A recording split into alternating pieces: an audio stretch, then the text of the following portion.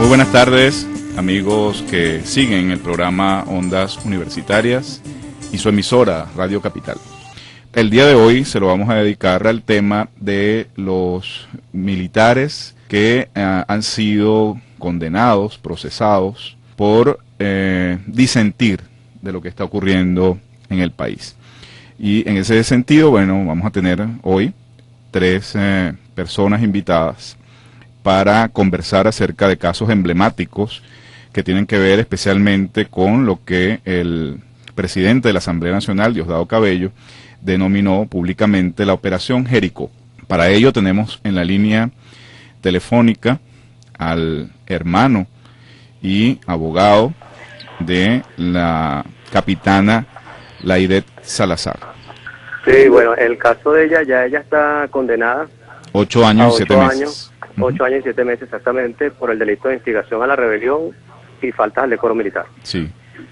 Por una corte occidental que fue constituida especialmente para juzgar a estos 9 militares. Sí. Es la primera irregularidad del juicio. Y dígame. Sí, pero también hemos conocido que ha habido muchos problemas hubo muchos problemas en la defensa para conocer las decisiones tomadas en extenso, el contenido de las actas, o sea que hubo muchas fallas procesales allí. Doctor, si nos pudiera explicar eso para llegar a esa condena de 8 años, ¿no? Sí, desde un principio de la primera detención y cuando pasaron al juicio de control, siempre hubo las trabas para revisar el expediente, para conseguir copias de las actas. Siempre se escudaban en aquello de la confidencialidad porque era un delito de seguridad de Estado. Sí. Y entonces la defensa de verdad se vio muy constreñida para conseguir actas, para poder preparar las defensas, para poder entender qué era lo que el Ministerio Público, cuáles eran las pruebas que tenían contra ellos. Sí. Entonces, jurídicamente, ¿qué otros recursos se pueden hacer después de recibir por parte de la justicia venezolana, la capitana Laidet Salazar, esta condena de 8 años y 7 meses? Bueno, mira, llamarlo justicia es ponerle ya un calificativo de justificación, porque esto en realidad fue una fachada de un juicio. Ajá. Aquí hubo 27 o 28 audiencias en un juicio oral y público. Sí.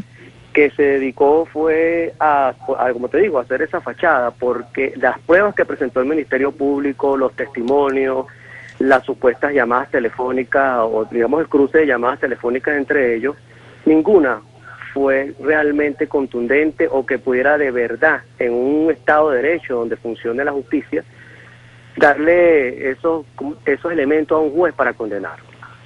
Primero, el cruce de llamadas no incluye el contenido de las mismas.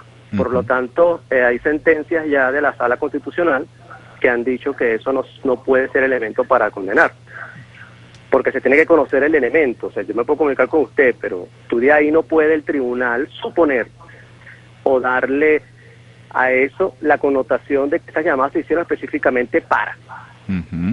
Ok, la segundo era los testimonios que se dieron, sí. Solamente de aproximadamente 90 testigos, entre testigos expertos, testigos supuestamente presenciales, ¿verdad? Solamente 3 de esos testigos fueron los que tomó el tribunal para decir que los hechos estaban totalmente probados. 3 testimonios de quiénes? De 3 militares activos, un coronel, un capitán y un teniente, que estuvieron supuestamente presentes en las supuestas reuniones, porque es que ni siquiera se pudo probar que se hicieron reuniones, que es lo que ellos dicen. Y si ese fuera el caso, resulta que reunirse no es delito en este país, si vamos hasta ese punto. Entonces esos 3 testigos, que lo que son es unos militares patriotas cooperantes, sapos, por eso no se me hizo otro calificativo, lo que hicieron fue decir, mira, sí, yo estuve en unas reuniones donde yo escuché tal y cual cosa, y eso bastó para que entonces un juez dijera, mira, sí, ellos estaban instigando la rebelión y conspirando para derrocar el gobierno venezolano. Claro, en una información que leí al respecto, decía que ninguno de los testigos respondió favorablemente en cuanto a que hayan sido instigados a rebelarse. ¿Eso es así, doctor? Sí, eso es lo más, digamos, indignante, ¿no? Porque cuando ellos exponen, hacen su exposición con una memoria fantástica, hasta que recuerdan el color de los zapatos y de las medias que cargaban los oficiales, de verdad, o sea, se nota en la máxima experiencia de cualquier juez de que esas personas se aprendieron el testimonio que iban a dar, lo practicaron. Cuando le hacen la pregunta a la defensa específica, señor fulano de tal, usted fue instigado por la capitán Laide Salazar, o por el general de división Osvaldo Hernández, o por el capitán Thompson, o etcétera, etcétera, cualquiera de los que están acusados, decían no, tajantemente. No, en ningún momento fui instigado. A usted se lo invitó en esa reunión a que se alzara, se rebelara. Decían no. Lo que decían es, volvían a su testimonio, no, pero yo estuve presente cuando fulano o mengano dijo que iba a hacer esto, que iban a hacer aquello, que iban a volar unos aviones, que tenían esto. Ajá, pero ¿usted fue instigado? No. Ya. Entonces, ¿de dónde prueban ellos esa posible instigación a la rebelión?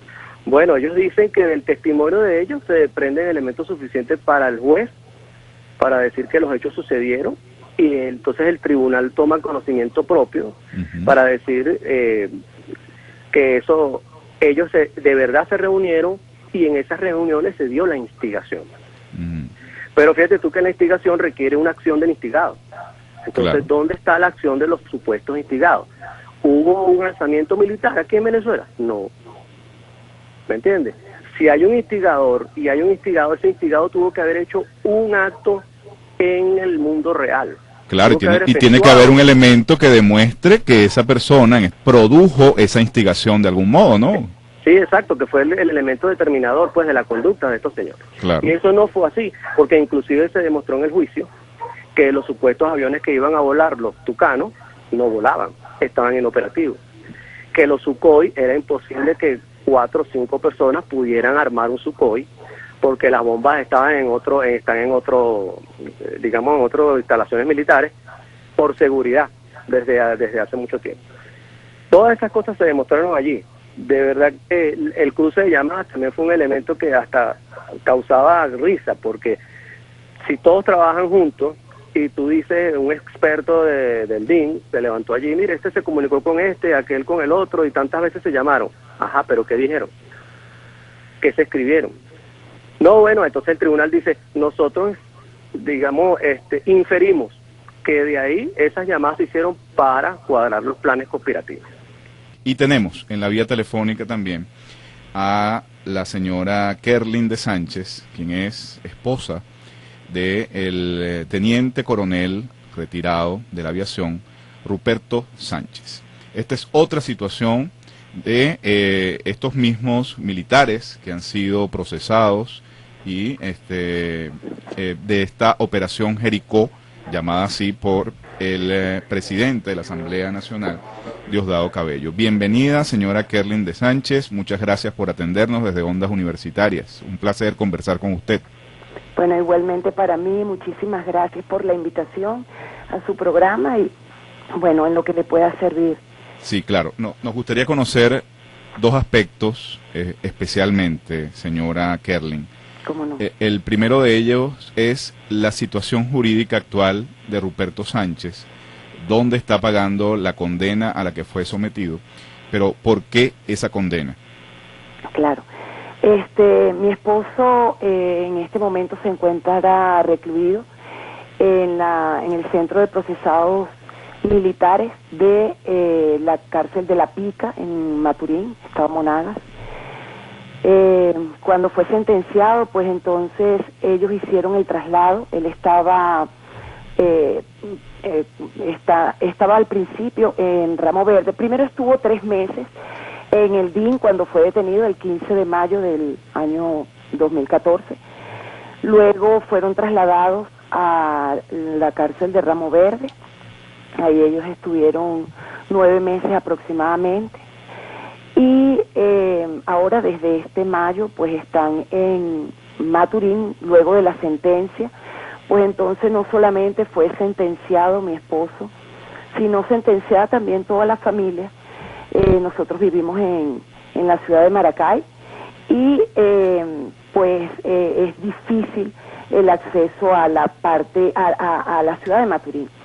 Entiendo que la pregunta es sobre su parte jurídica, pues entonces está sentenciado a 7 años y 3 meses por el delito de instigación a la rebelión, un delito que quedó probado por demás en el juicio ante todos los testigos que fueron llevados, más de 100 testigos, que ninguno de ellos se sintió instigado no solamente por mi esposo, sino tampoco por ninguno de los 9 oficiales que allí fueron llevados a juicio.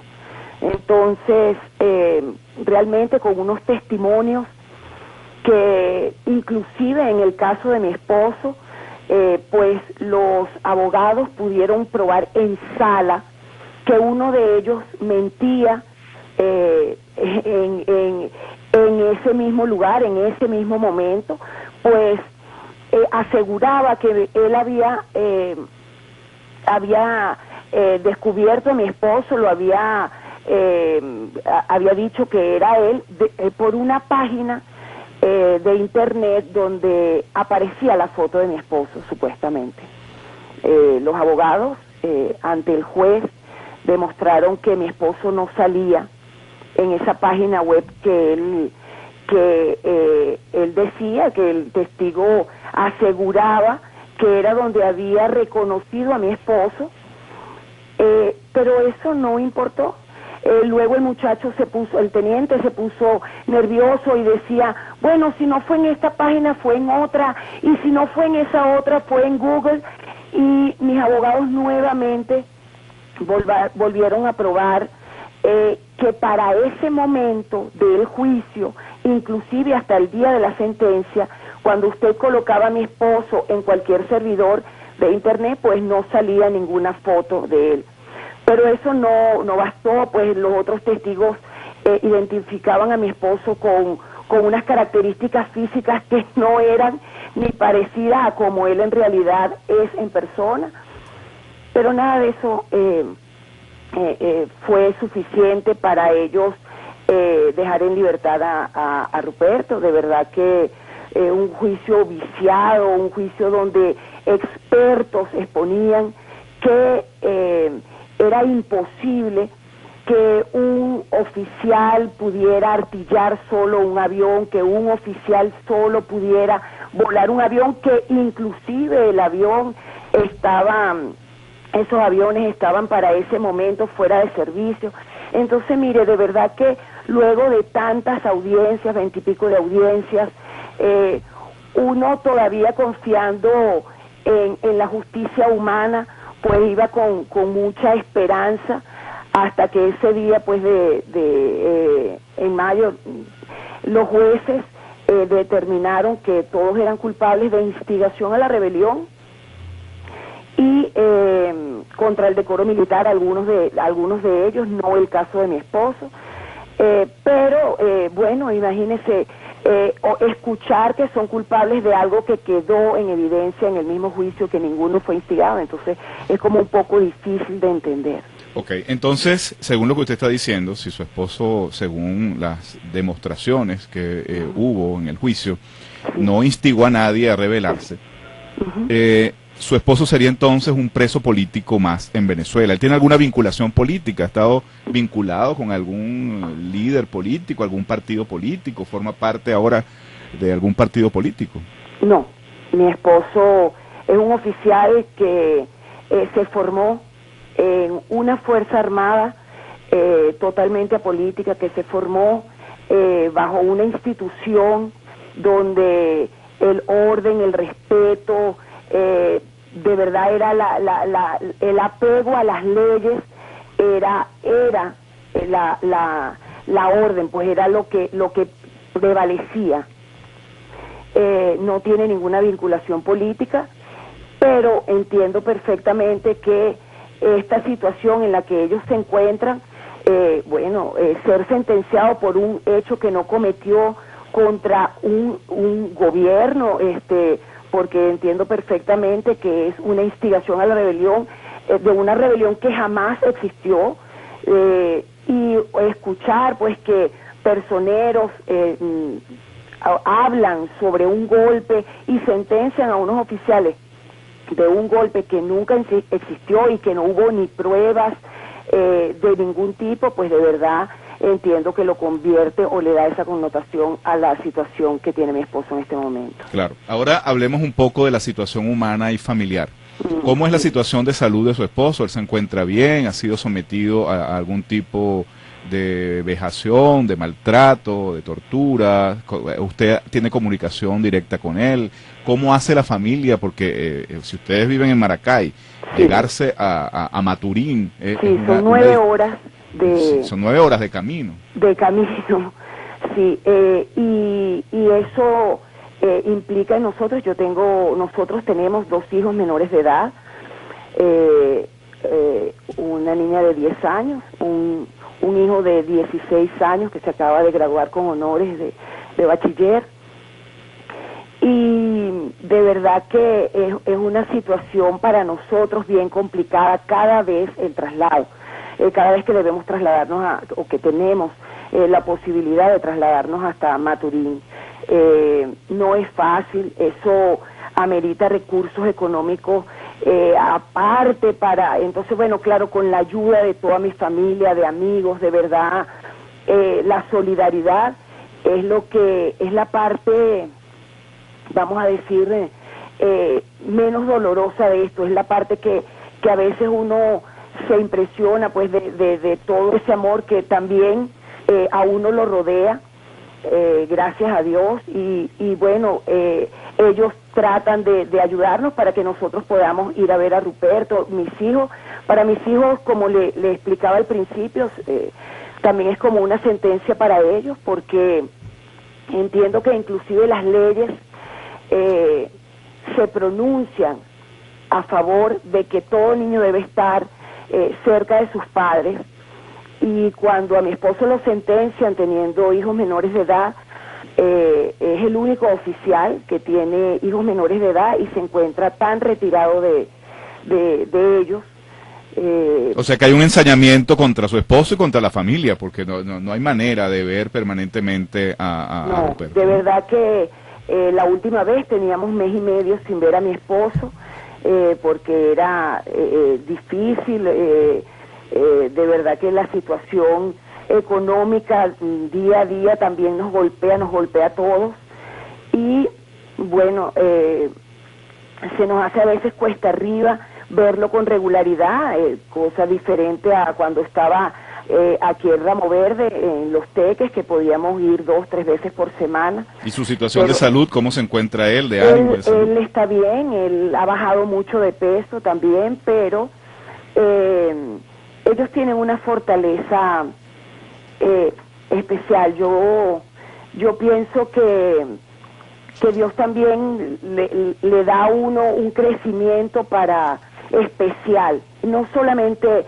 a mi esposo, no solamente a mí como adulto, sino a los niños, que no sé si para bien o para mal, pues, pero un crecimiento para fortalecer el corazón, el alma, y estar sometido a esta situación tan triste, tan injusta, pero bueno, con la esperanza y con la fe de que esto pasará. Muchísimas gracias, señora Kerlin.